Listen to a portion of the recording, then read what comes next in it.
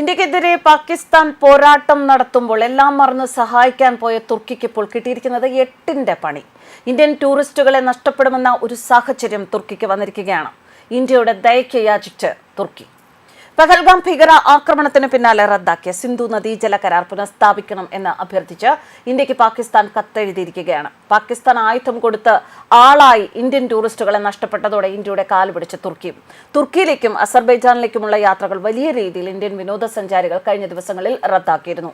India Pak സംഘർഷത്തിനിടെ Pakistan പിന്തുണ പ്രഖ്യാപിച്ച് തുർക്കിയിലേക്കും അസർബൈജാനിലേക്കുമുള്ള എല്ലാ ഫ്ലൈറ്റ് ഹോട്ടൽ ബുക്കിംഗുകളും നിർത്തിവെച്ചതായി ഓൺലൈൻ യാത്രാ പ്ലാറ്റ്ഫോമായ ഈസ് മൈ ട്രിപ്പ് പ്രഖ്യാപിച്ചിരുന്നു. അതിനു പിന്നാലെ കമ്പനിയുടെ സഹസ്ഥാപകനായ പ്രശാന്ത് പിറ്റിയാണ് 2 രാജ്യങ്ങളിലേക്കുമുള്ള യാത്രകൾ ഇന്ത്യക്കാർ വലിയ രീതിയിൽ റദ്ദാക്കുന്നുവെന്ന് ദേശീയ മാധ്യമങ്ങളോട് വെളിപ്പെടുത്തിയത്.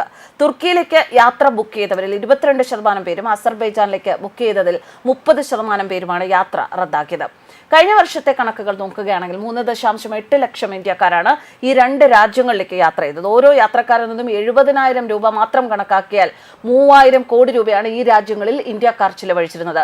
ഇന്ത്യക്കാർ പണം ചിലവഴിക്കുന്നത് എവിടെയാണ് എന്ന് അറിയണം. പാകിസ്ഥാൻ ആയുധങ്ങൾ നൽകുന്ന രാജ്യങ്ങൾക്കെതിരെ ജനങ്ങൾ ശക്തമായ നിലപാട് സ്വീകരിക്കണമെന്നും പ്രശാന്ത് പിറ്റി പറയുന്നു. പഹൽഗാം ഭീകര ആക്രമണത്തിന് പിന്നാലെ ഇന്ത്യയും പാകിസ്ഥാനും തമ്മിലുള്ള നയതന്ത്ര ബന്ധത്തിൽ വിള്ളൽ വീഴുകയും 2 രാജ്യങ്ങളും തമ്മിൽ യുദ്ധസമാനമായ അന്തരീക്ഷത്തിലേക്ക് കടക്കുകയും ചെയ്തതിന് പിന്നാലെയാണ് ഇന്ത്യയും പാകിസ്ഥാനും പിന്തുണച്ചുകൊണ്ട് പല രാജ്യങ്ങളും മുന്നോട്ട് വന്നത്. അതിനിടെയാണ് പാകിസ്ഥാന് പരസ്യമായി പിന്തുണ പ്രഖ്യാപിച്ച ഒരു അവസരത്തിൽ തുർക്കിക്കൊരു ദുരന്തം വന്ന സമയത്ത് തുർക്കിയെ കയ്യും മെയ്യും മറന്ന് സഹായിച്ച ഭാരതത്തെ മറന്ന് തുർക്കി മുന്നോട്ട് വന്ന സംഘർഷത്തിനിടെ പാകിസ്ഥാൻ പ്രയോഗിച്ച ഒട്ടുമുക്കാലും ഡ്രോണുകളും ആയുധങ്ങളുമെല്ലാം തുർക്കി നിർമ്മിതമായിരുന്നു. ഇതിനെയൊക്കെ ഇന്ത്യൻ സൈന്യം നിഷ്പ്രയാസം തകർത്തു. പക്ഷേ പാകിസ്ഥാനെ പിന്തുണയ്ക്കുന്നതിലൂടെ തുർക്കി തീവ്രവാദത്തെ പ്രോത്സാഹിപ്പിക്കുകയാണ് എന്നാണ് ഉയർന്നിരുന്ന അഭിപ്രായം.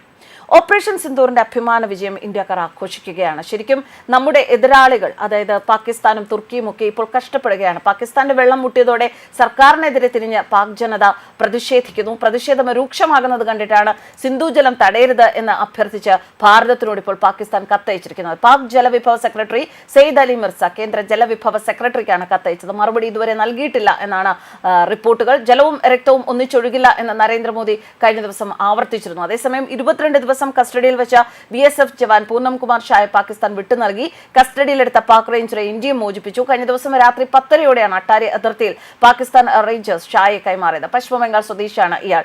മെഡിക്കൽ പരിശോധനയ്ക്ക് ഇയാളെ വിധേയനാക്കി ക്വാറന്റൈൻ പൂർത്തിയാക്കിയ ശേഷം കുടുംബത്തോടൊപ്പം വിടും എന്നാണ് റിപ്പോർട്ടുകൾ. 40-കാരനാണ് ഷാ. 17 വർഷമായി BSFലുണ്ട്. ഏപ്രിൽ 23-ന് പഞ്ചാബിലെ ഫിറോസ്പൂരിൽ കർഷകർക്ക് സംരക്ഷണം നൽകവേ അബദ്ധത്തിൽ അതിർത്തി ലംഘിക്കുകയായിരുന്നു. നിരവധി ഫ്ലാഗ് മീറ്റിംഗുകൾ നടന്നു. പക്ഷേ പാകിസ്ഥാൻ മോചിപ്പിക്കാതെ ഒളിച്ചുകളി തുടരുകയായിരുന്നു. ഷായെ അതിർത്തിയിൽ നിന്ന് മറ്റൊരു രഹസ്യ കേന്ദ്രത്തിലേക്ക് മാറ്റി. ഓപ്പറേഷൻ സിന്ദൂരിൽ പാകിസ്ഥാന് തിരിച്ചടി നൽകുന്നതിനിടയിലാണ് പാക് റേഞ്ചർ BSFന്റെ പിടിയിലായിരിക്കും.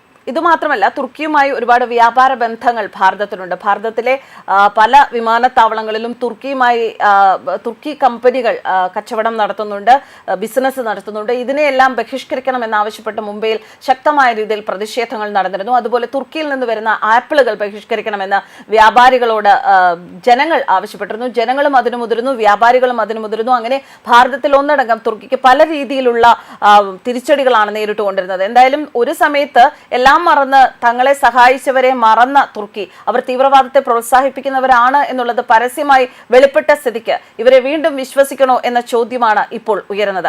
ഈ 2 കള്ളനാണയങ്ങൾ, അതായത് പാകിസ്ഥാനും തുർക്കിയും ഏതൊരു അവസരം കിട്ടിയാലും ഭാരതത്തെ ഉപദ്രവിക്കാൻ തന്നെ ശ്രമിക്കും എന്നുള്ളതിന്റെ ഏറ്റവും ഒടുവിലത്തെ ഉദാഹരണം തന്നെയാണ് ഈ ഇന്ത്യ പാക് സംഘർഷത്തിനിടെ ഉണ്ടായ ഈ സംഭവ വികാസങ്ങൾ. അതുകൊണ്ട് തന്നെ ഇക്കാര്യത്തിൽ ഇന്ത്യ എന്ത് നടപടികൾ സ്വീകരിക്കും എന്നുള്ളത് കാത്തിരുന്ന് കാണേണ്ടതുണ്ട്. ന്യൂസ് ഡെസ്ക് കർമ്മ ന്യൂസ്.